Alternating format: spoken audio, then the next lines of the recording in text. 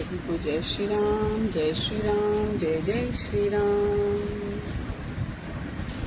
तो चलो फिर शुरू करते हैं। ओम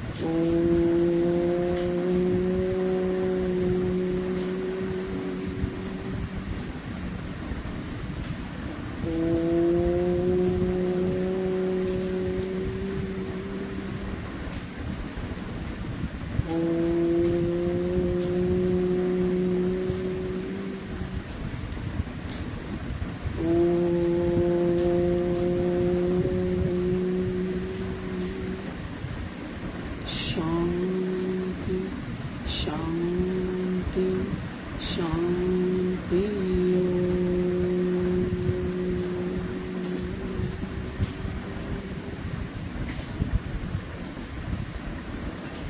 Thank you God, thank you God, thank you God, thank you God, thank you God, thank you God, thank you God, thank you God, thank you God, thank you God, thank you God, thank you so much। शुक्रिया शुक्रिया शुक्रिया, धन्यवाद धन्यवाद धन्यवाद हर उस कान के लिए जो हमें प्रभु ने दिए, हर उस श्वास के लिए जो हमें भगवान ने दिए और जो हम भूल गए हैं जिसके लिए शुक्रिया करना, उसके लिए भी थैंक यू।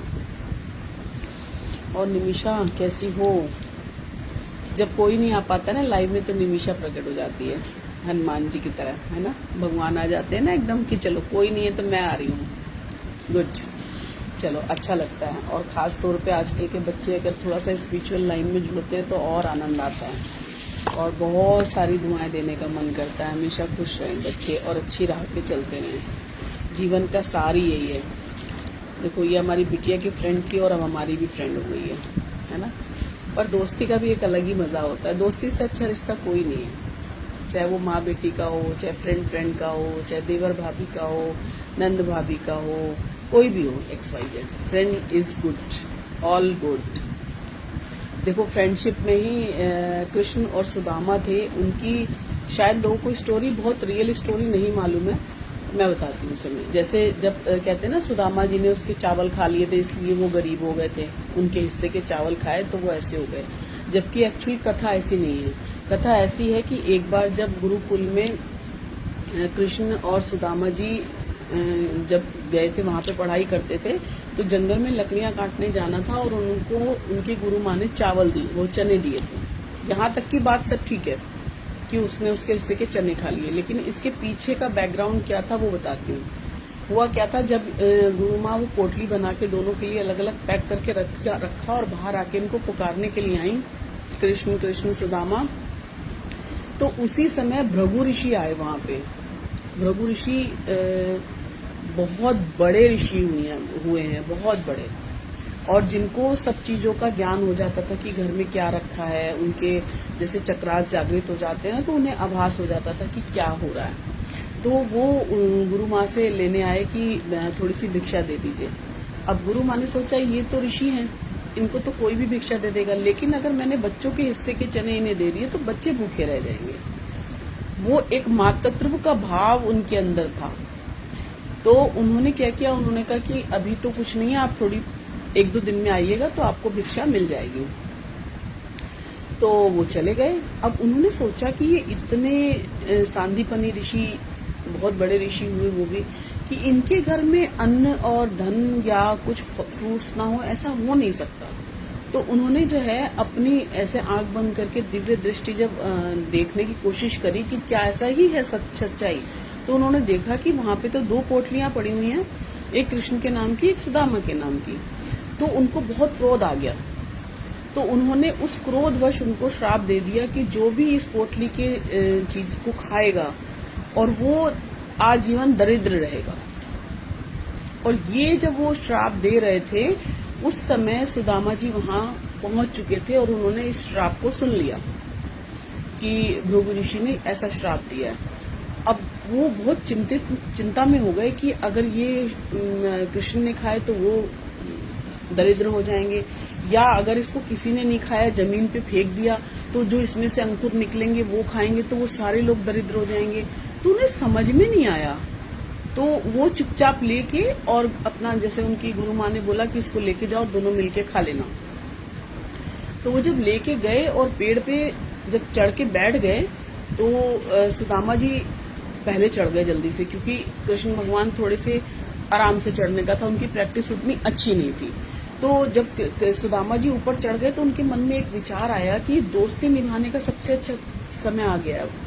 वो क्या कि अगर ये सारे चने मैं खा लूं तो मेरा दोस्त को कोई आंच नहीं आएगी, उनको कोई परेशानी ना हो, लेकिन मैं इस चनों को खा लेता हूँ। तो उन्होंने जल्दी सारे चने खा लिए, और उधर कृष्ण भगवान को गुस्सा भी आ रहा था कि तुमने मेरे हिस्से के चने खा लिए, लेकिन उन्होंने एक भी दाना ना गिरने दिया, ना कृष्ण को दिया। ये है सच्ची मित्रता कि किसी पे अगर आंच आई है ना, तो उस आंच को उसके ऊपर ना आने देना और खुद उसको सह जाना। तो उन्होंने वो चने खाए, और उसके बाद वो श्राप देखो खत्म कब हुआ, जब स्वयं भगवान तो कुछ भी कर सकते हैं, जब वो सारी जिंदगी उनकी निकल गई, बच्चे हो गए, शादी हो गई, दरिद्रता में पलते रहे, लेकिन उन्होंने कभी उफ नहीं करी और ना कभी ये बात किसी को बताई कि ऐसा ऐसा था। जब उनकी पत्नी ने बोला कि तुम जाओ, तब वो गए, और तब भगवान ने उनको वहां से उनका जीवन ने पलटी खाई, जब उन्होंने वहां पे गए और उन्होंने उनको ढेर सारा प्यार, धन, सब कुछ दिया। तो लोगों को ये वास्तविकता वाली कहानी ऑलमोस्ट लोगों को नहीं पता है, जो कि सच्चाई यही है। क्योंकि ऐसा होता नहीं है कि कोई भी किसी को दे दे, और वैसे तो पता है हम लोग क्या करते हैं, काले कुत्ते को खिलाओ, गाय को खिलाओ, तो आप अपना उतारा किसी जानवर को दे रहे हैं, ये भी कितनी गंदी बात है। जानवर आपके कर्म क्यों खाए? तो कभी ये गलती ना करें। हम लोग ढूंढते हैं काला कुत्ता मिले तो उसे दूध पिला दें, जलेबी खिला दें, या गंगा जी में ये बहा दें, या मतलब कुछ भी ऐसे उल जलूल चीजें करते हैं कि हम अपनी परेशानी दूसरों के ऊपर डाल रहे हैं। क्यों डाल रहे हो? ये कोई अच्छी आदत है?